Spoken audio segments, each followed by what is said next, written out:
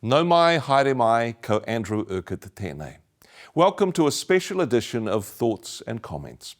We are now in the crux of Holy Week, the sacred centre of our Christian faith.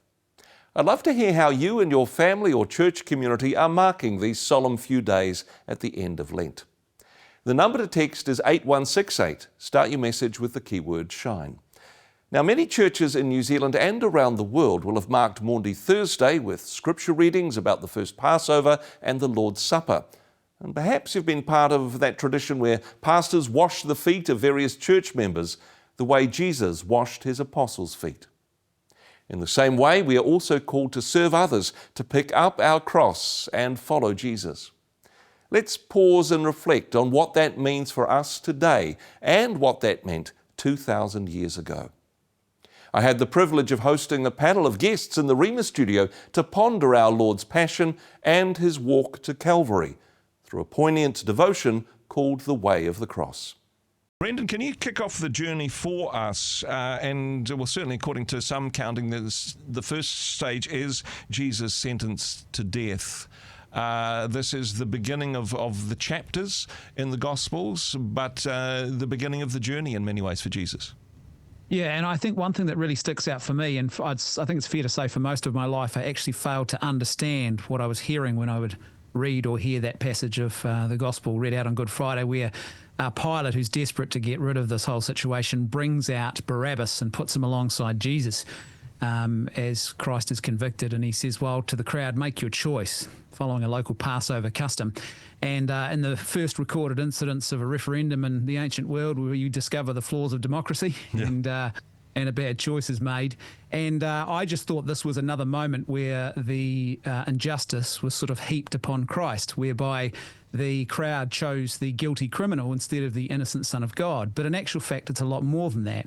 Barabbas was actually a political revolutionary leader. His name, Barabbas, is important. It means son of the Father. And he's not the real son of the Father. Christ is. And so what you've actually got going on here is a type of Antichrist who's being put alongside the true Christ, and the crowd's being asked to choose.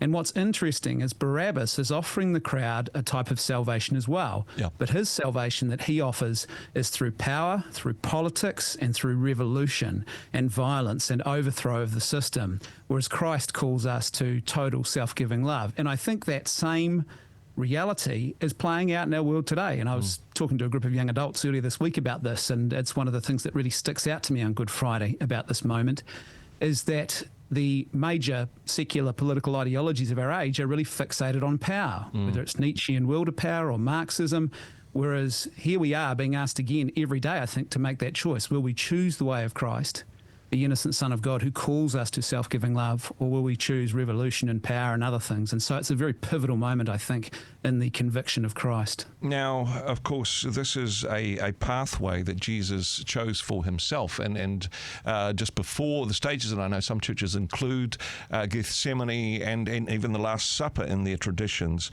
but this is a path that Jesus chose for himself. He said to his disciples that they would need to, at one point, take up their cross and follow him. The next stage in the journey, Jesus taking up his cross. Mark, your thoughts and reflections on this moment in the journey? Yes, it's a part that's reenacted. Maybe the one part that is most often reenacted around Easter time on Good Friday, in particular, by churches who carry larger or smaller crosses around their communities, or from church to church, or Melbourne has a Stations of the Cross that takes you right around the whole city, and there are brass plaques and sculptures at each of those. So I think this is the part that people most identify with, and which we talk about as the way of the part of the way of the cross, or the Via Dolorosa, or just following Jesus and taking up our crosses daily, which I think is probably a quite misinterpreted sort of piece of scripture.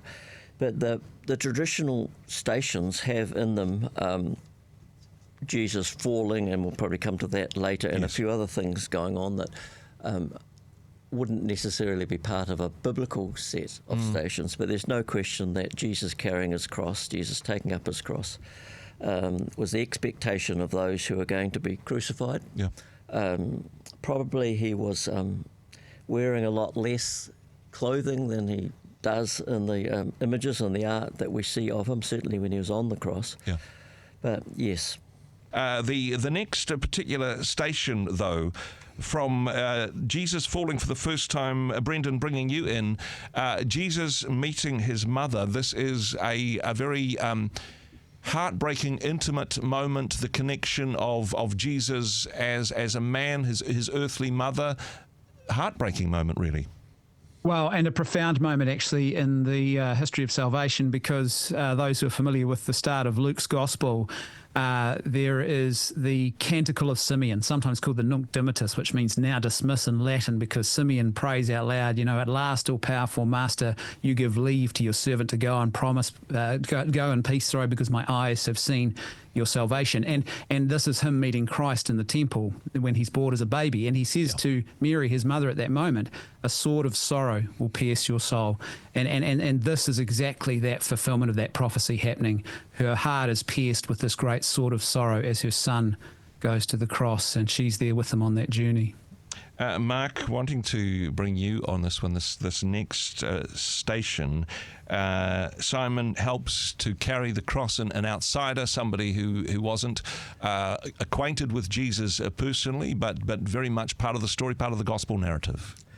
Yes, and not much at all said about Simon of Cyrene. It may even be the only mention that we have of him in the gospel. I'm not quite sure. But and it's strange to think that Jesus needed help, except it reminds us of his humanity, that God wasn't stepping in to rescue him here.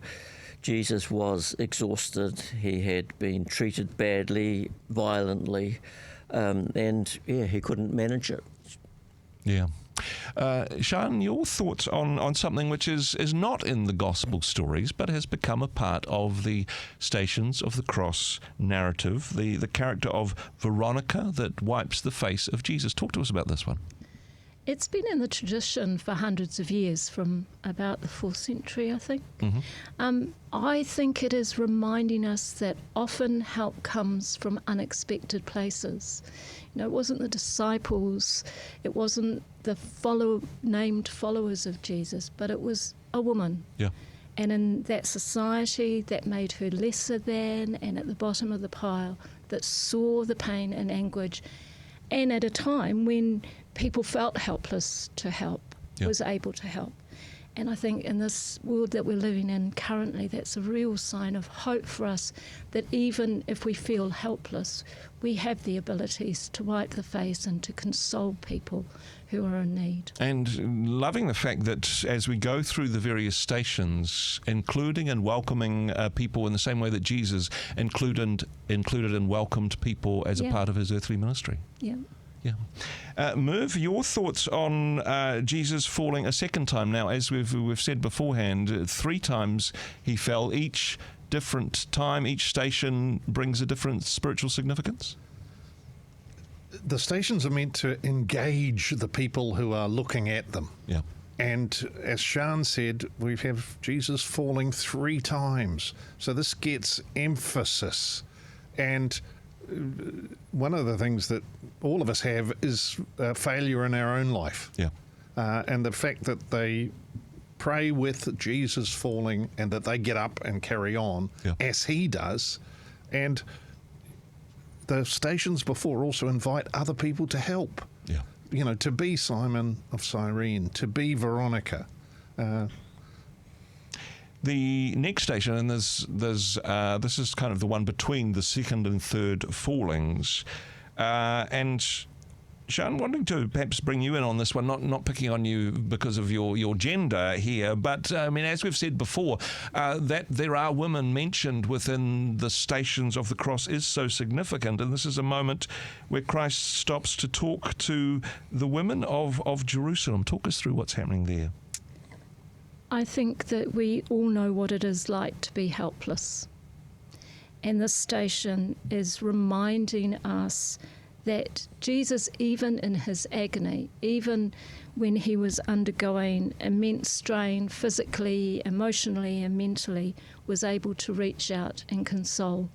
And even us, when we're feeling broken and damaged, we have the ability to console others.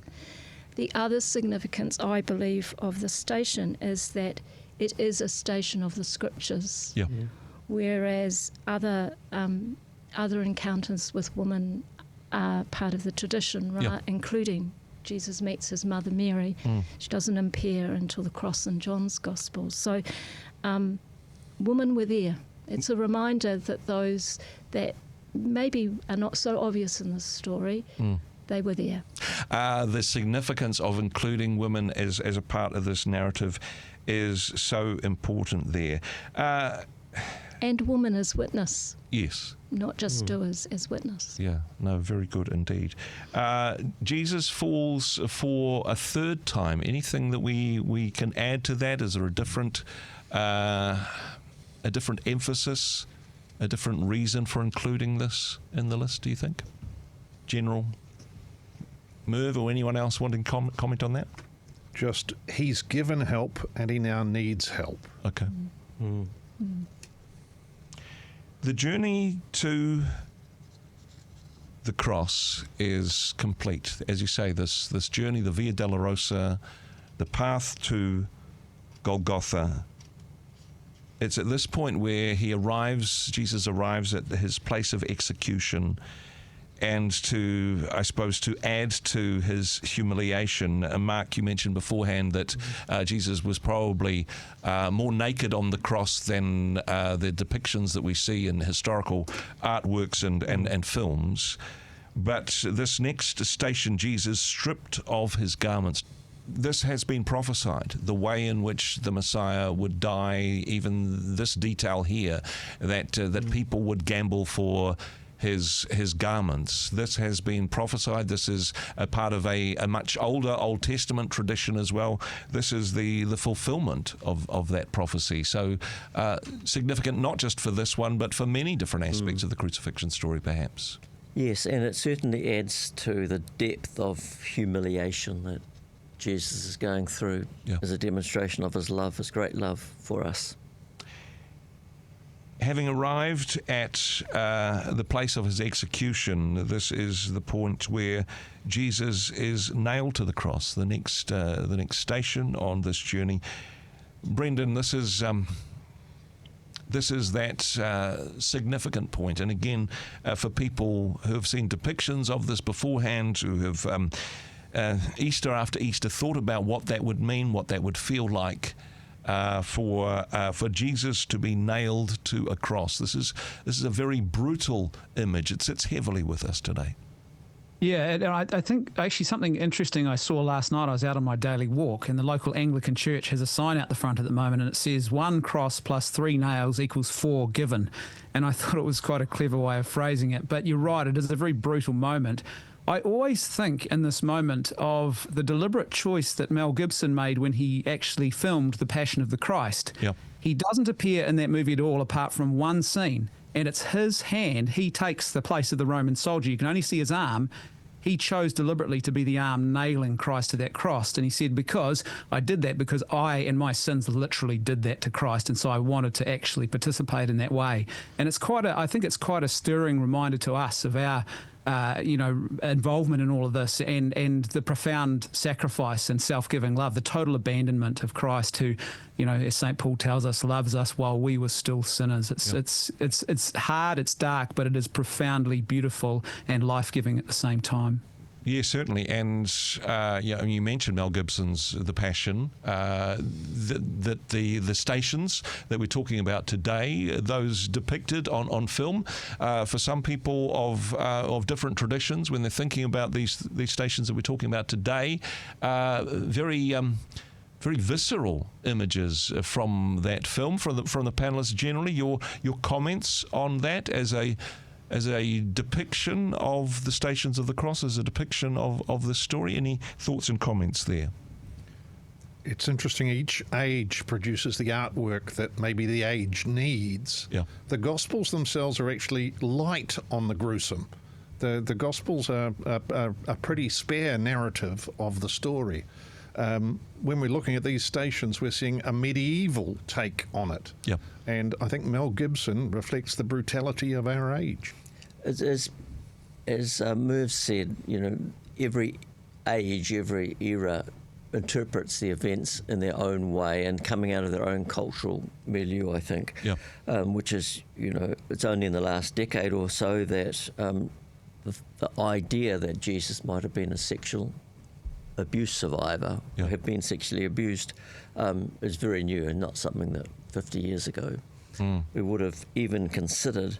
So, a lot of depictions, and that's what makes the art interesting, I think, to look at the detail and see, so what has the artist conflated together? What parts of the story have come together, or what's the moment that's been recorded and how has it been recorded? Yeah. That's what makes the art interesting and useful, I think, for our reflections this time of year. As we're heading towards Easter, there'll be people celebrating Easter, of course, in many different parts of the world that are dealing with horrific situations. People in parts of the world where it's actually dangerous to call yourself a follower of Jesus. That Jesus was nailed to a cross, that he was the suffering servant, that for those who are going through difficult times, that they can look to Jesus and say, he understands, he also suffered, he also went through something horrific. That's an important part of this story, isn't it?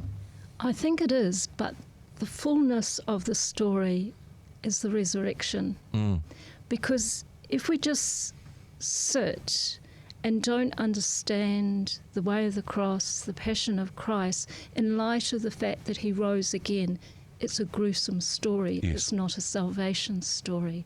Jesus died in agony that he might rise to give us new life. And that's why I think silence when we're praying the stations of the cross is really important, particularly after the 13th station where Jesus dies, that we come to grips with the fact that this is the first part.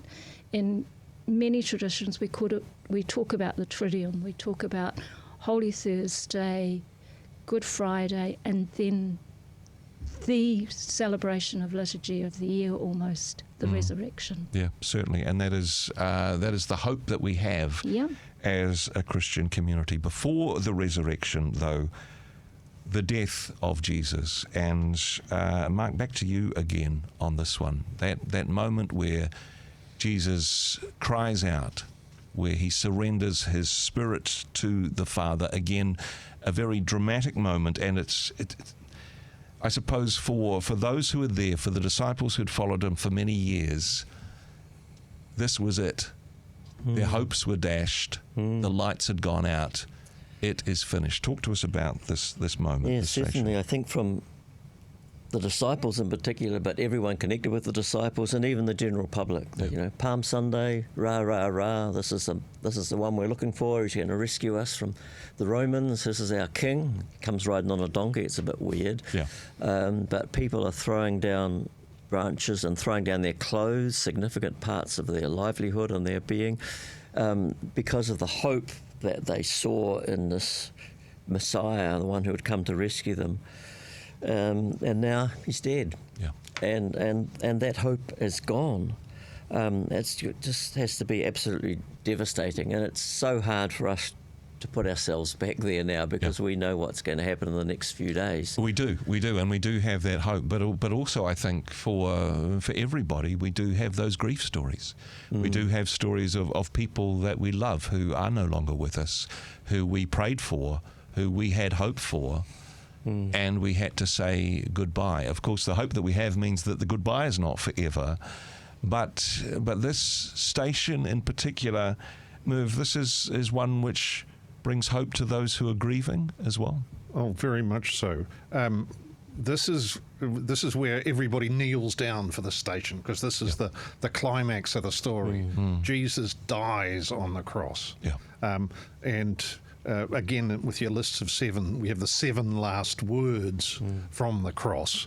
And your Eloi, Eloi, lama sabachthani is among them. And it's the only prayer of Jesus that doesn't start Father. And he's quoting a psalm. but he, my God, why have you forsaken me? Yeah. And it's an extraordinary thing.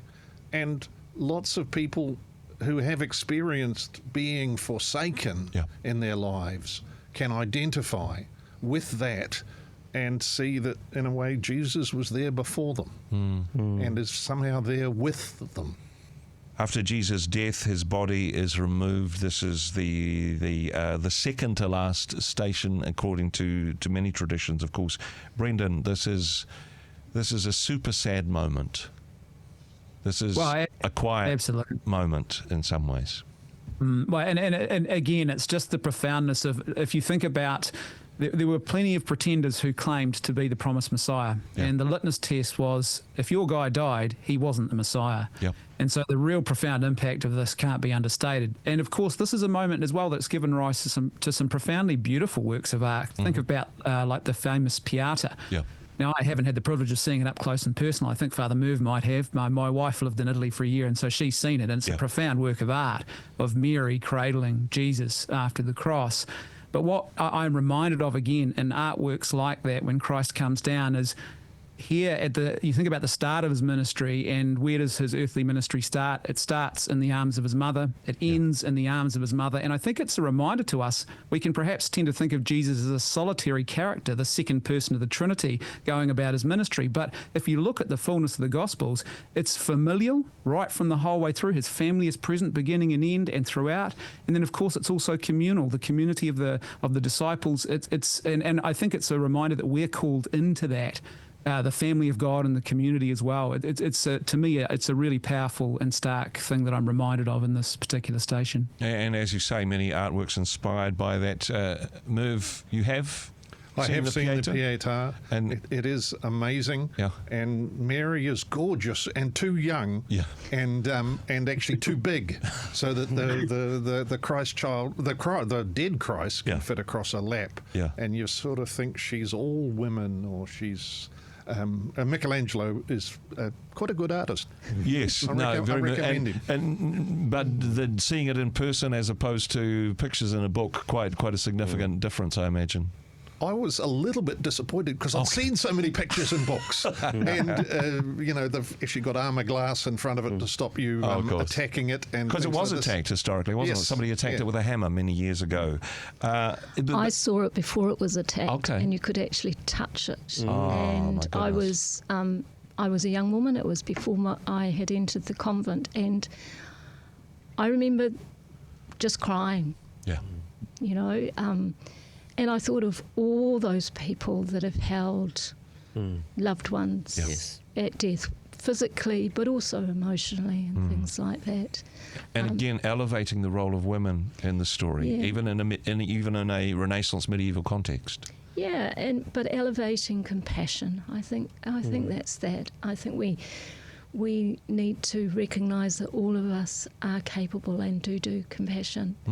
One of the things we have in our tradition is we as sisters used to go on retreat from Holy Thursday until the Easter celebration, and one of the things we are often called to contemplate is, who do you hold? Wow.